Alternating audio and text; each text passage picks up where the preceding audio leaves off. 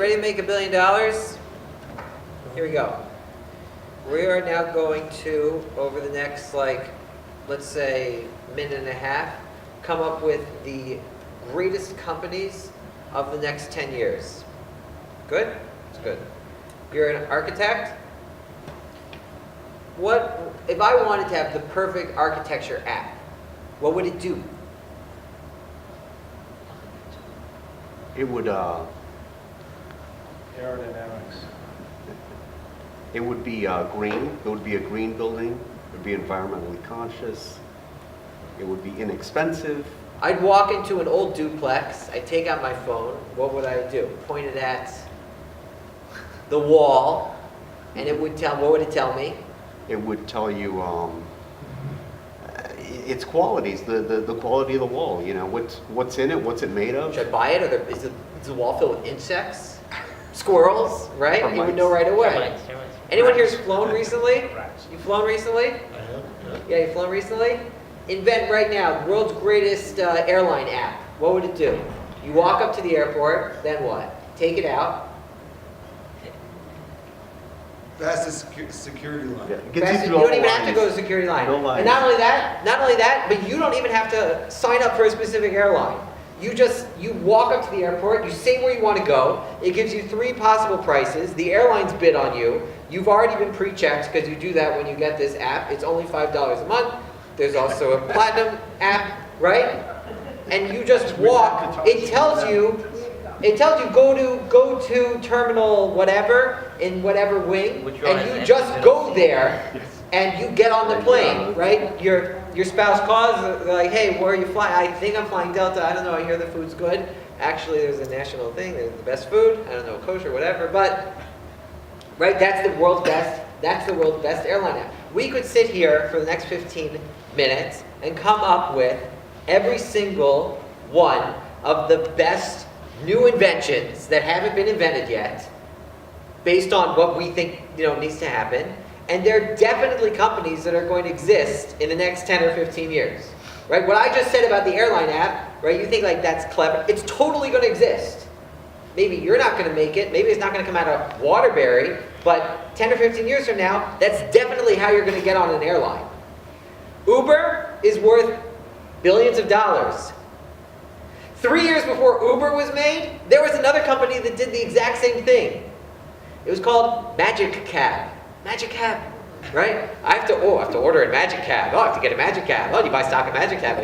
It doesn't exist anymore. What happened to the company? Where'd it go? Right? Never heard of Magic Cab. You never heard of it? None of us ever heard of it. It does the exact same thing that Uber does. Why did Uber win? Why is Uber worth billions of dollars? So the answer to all these questions is one thing: execution. Right? Most businesses fail.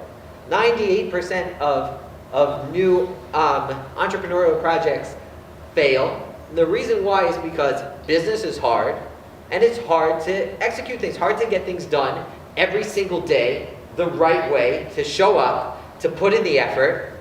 That's why most things fail. They don't fail because there's a lack of ideas. I teach middle school now. You'll give them kids a piece of paper, they'll be like, I have no ideas, I can't think of anything to write. It's not true, they're lying. They're lying. You can sit around and think of billions of ideas. The problem is they don't have the strength to pick up the pen and start executing any of those little ideas that are floating through their heads. It's execution. It's making things happen.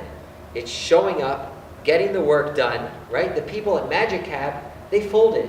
Maybe they weren't willing to roll it out in every city. Maybe they weren't willing to sue city governments, right? Like Uber was willing to do it. Maybe they're not like Amazon, right? Amazon's getting now into the pharmaceutical business. They're going to lose a ton of money.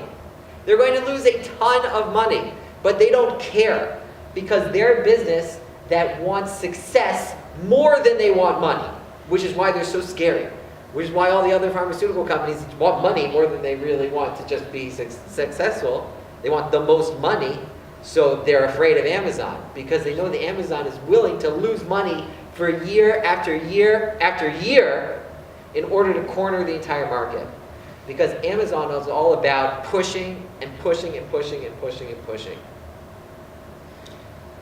In Egypt, there were 2 women who delivered all of the Jewish babies. Maybe there are other women also involved, but there were 2 of them that the Torah mentions by name, Shifra and Puah. And that was not their official name. According to the Bnei Yissaschar, it was even maybe an Egyptian name that they had. Named Shifra. Why was her name Shifra? So there's different interpretations given.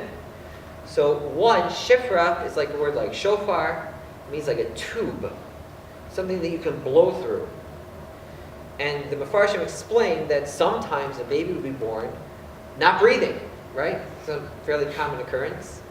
Baby would be born not breathing. And heroically, she would take out a tube, and she would blow through the tube and get the baby going. Get the baby breathing. She probably saved hundreds of lives like that. That's one reason why she might have been called Shifra, because it's shofar, or like shofar, it's like a tube. The other shot they give, the other explanation they give, is because the word shifra means beautiful. It was that the babies, babies come out, they're all mucky and disgusting. Babies are ugly, mucky, disgusting things. Have you ever seen a baby? They're awful.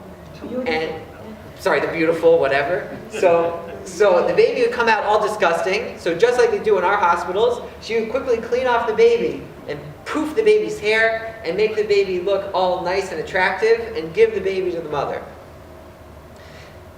That's why her name was Shifra, according to other opinions. So listen, this is during extreme persecution. The Egyptians were killing the Jewish babies. If her name was Shifra because she saved lives during a time of great persecution, that makes sense. If her name was Shifra because during all the persecution she was poofing baby's hair, who cares, right? She's just lucky that the baby wasn't nabbed by an Egyptian and killed. Why is her name Shifra? Because she poofed the baby's hair and made them all sparkly and nice and not disgusting, right? Sorry, babies. So why is she called? Who cares? Why is that important?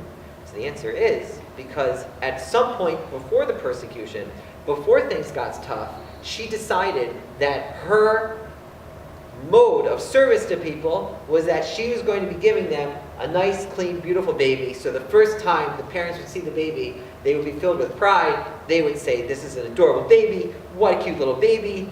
He looks like you," right? Whatever they'd say. That's what she wanted. And then when the persecution began, and she was in grave personal danger, she kept doing it anyway. Even when it was tough, even when it was hard, she showed up every single day, and she did what had to be done. She didn't just deliver the baby and run out of there. She made the baby look nice. She put the baby together. That consistency is a reflection of her greatness and her strong character. And it's something worth mentioning, just as important as if sometimes she saved the life of a baby. Because to do big things is great, but to be consistent in the small things is really what breeds success. It's one of the reasons why she's called Shifra, and it's one of the keys to success in life, consistency, deciding what's right, and then keeping up with it no matter what situation we find ourselves in. Thank you all very much.